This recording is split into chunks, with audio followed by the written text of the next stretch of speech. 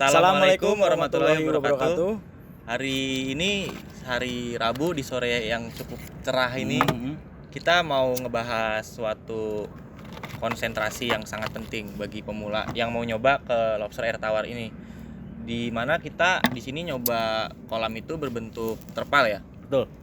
Dengan kerangka bambu. Kira-kira harganya berapa aja tuh? Mulai dari jenis terpal deh kita mulai. Kalau untuk terpal ada beberapa jenis.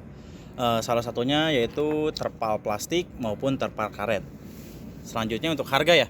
Harga kira-kira berapa tuh? Kisaran harga itu untuk terpal itu ada yang harganya 10.000 hingga 20 bahkan sampai 30.000. Paling mahal tuh. Mungkin itu bisa disebutkan jenis karet tuh yang paling mahal. Untuk kolam yang ideal kira-kira ukuran berapa tuh untuk pemula? Untuk pemula itu bisa 1x1 atau 1x persegi maupun 2x1. Itu ideal untuk pemula. Itu ideal untuk pemula. Untuk terpal ini kan nggak bisa berdiri sendiri. Kita perlu kerangka tuh. Kerangkanya bisa dari bahan apa aja? Kalau kerangka itu bisa menggunakan dari bambu. Bambu seperti kita sekarang ini. Boleh. Atau paralon. Untuk satuan berapa bilah sih kira-kira bambu? Untuk 2x1 itu membutuhkan 5 sampai 6 bilah lah, 6 bilah bambu. Untuk atap sendiri kita perlu atap tuh dari bahan apa kira-kira? Kalau untuk atap itu plastik UV dibarengi dengan paranet. Berarti plastik UV-nya di bawah. Ya, itu fungsinya itu untuk mengurangi paparan sinar matahari secara langsung dan juga mengurangi atau menghalangi air hujan yang masuk dari atas ke dalam kolam. Berarti kita perlu plastik UV untuk mengurangi intensitas cahaya. Ya, perlu. Kira-kira baik nggak sih kalau ada air hujan masuk ke dalam kolam? Kalau air hujan masuk ke kolam itu kan jadi proses atau air dari kolam itu berubah, pH-nya itu berubah, asam kan. Jadi air hujan itu kan dari dari laut ya. Jadi untuk masuk ke dalam kolam secara langsung itu kalau di saya ya di kolam ini tuh kurang tepat lah. Oh, mungkin untuk air kita bahas nanti aja ya di konten selanjutnya. Oke. Kita sekarang fokus ke kolam dulu nih. Ya, Berarti tadi kira-kira untuk bambu ini kita butuh berapa harganya untuk harga? Harga itu tergantung daerah masing-masing ya. Ya, kalau ini di kita ambil Karawang, contoh di Karawang aja ya untuk bambu dan bahan lainnya. Kemarin itu kurang lebih 11 sampai 12.000 kalau nggak salah. Per bilah. Satu bilah itu 3 meter. Iya, 3 meter. Untuk plastik UV dan paranet itu? Jualan juga per meter sama. Kurang lebih paranet dulu deh. Kalau paranet itu ada yang tingkat kerapatan ya. Ada yang 60%, 65%, 70 hingga 90%. Nah, kalau di sini itu kurang lebih tuh kalau nggak salah itu 75% sampai 80%. Harganya itu per meter waktu itu 17.000 kalau nggak salah. Untuk per meternya. Plastik UV-nya? Kalau plastik UV satu roll itu kemarin ya ketebalan nggak terlalu tebal sih, tipis. Cuma cukup lah ya untuk menahan air hujan itu. Harganya itu waktu itu saya beli satu roll. Nah, satu roll itu kurang lebih 200.000 apa 300.000-an sekitaran segitulah. Untuk beli paranet plastik UV itu di mana sih? Banyak. Jadi kalau bisa sih saya sarankan mending beli di online ya, karena online juga kan terjangkau ya dan ekonomis. Banyaklah yang namanya diskon yang buat yang males belanja ya, panas-panasan sekarang udah belanja online dimudahin sih. Selanjutnya untuk itu lobster itu kan butuh tempat untuk bersembunyi. Itu butuh apa? Nah, komponen di dalam kolamnya itu untuk media lobster bersembunyi ya, karena kan sifatnya nokturnal itu kalau lobster itu. Kita itu membutuhkan paralon. Ukuran itu 2 inci lah. Dan panjangnya itu 5 cm-an lah untuk tempat berlindung atau shelter si lobster itu tersebut. Dan kalau nggak pakai paralon kita bisa pakai lobster. Lobster tuh yang kayak lobster itu apa? Di WC tuh udara itu. Oh, ventilasi udara yang itu, berbahan tanah liat warna coklat itu. Iya, merah itu. Nanti ada gambarnya. Atau genteng lah ya, genteng-genteng bekas gitu yang nggak kepake. Yang penting untuk shelter lobster lah, untuk tempat bersembunyi. Untuk vegetasi itu perlu nggak dalam satu kolam itu? Kalau vegetasi itu misalnya saya punya tumbuhan yang buat perlu. Salah satunya itu adalah eceng gondok. Bagus itu eceng gondok bagus. Setelah itu banyaklah tumbuh-tumbuhan air.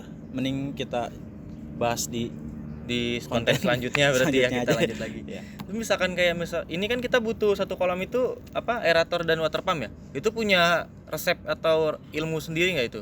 Ada. Kalau kita gambar di kolam dulu yang aja ya. Berapa tadi kita bahas 2x1 ya? Jadi gini sistemnya atau rumusnya lah ya.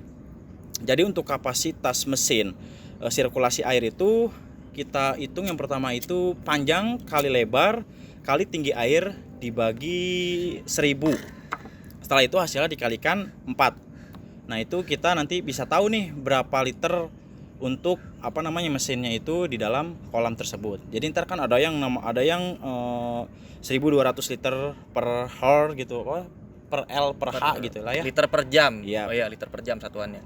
Jadi di situ rumusnya di situ. Untuk harga kira-kira ada merek yang Ya tergantung, kita hitung kekuatan. dulu dari rumus itu nanti ketahuan harganya berapa. Untuk kolam 2x1 seandainya itu kira-kira berapa yang dibutuhkan? Harga ya? Harga kurang lebih berapa ya? Kalau 1.200 liter per jam itu harganya itu nggak nyampe 100.000 sih. Untuk Bisa. water pump itu sendiri untuk menjadikan suatu oksigen terlarut ya, oksigen dalam air itu. Untuk Atau aerator sendiri pusing boleh pakai water pump atau aerator. Mungkin bisa pilih salah satu boleh, berarti. bisa pilih salah satu dan bisa dipakai keduanya. Berarti bisa mangkas ongkos Kalau untuk lagi. aerator ya, kalau untuk aerator yang 2 lubang itu murah sih, 45.000 lah, cukup untuk 2x1 atau 1x1 untuk dalam kolam terpal itu. Kisaran harga berapa itu? Iya, 45.000. 45.000. 45.000. Itu dalam satu kolam itu, misalkan kita tadi sudah menjelaskan semua untuk kolam 2x1 dengan media terpal, rangka berbentuk kotak dengan media paralon atau bambu. Itu kira-kira bisa berapa kilo? Apanya tuh? Lobster yang Lobsternya? bisa kita simpan di situ. Kalau untuk budidaya mungkin belum ya, nyampe sekilo itu belum. Mungkin kalau untuk 1x1 itu kita buat media indukan, tanam indukan. Jadi untuk dalam media kolam terpal di ukuran 2x1 kita bisa taruh, kan kalau indukan itu kalau kita beli ke pembudidaya lain atau beli dimanapun gitu ya, satu set jatuhnya. Satu set itu berapa ekor? 8 ekor. Terdiri dari 5 jantan, 5 betina, 3 jantan. 1:3. Nanti kita bahas lagi itu. Iya, kita bahas lagi. Jadi untuk kelebihan dan kekurangan dari kolam terpal ini apa?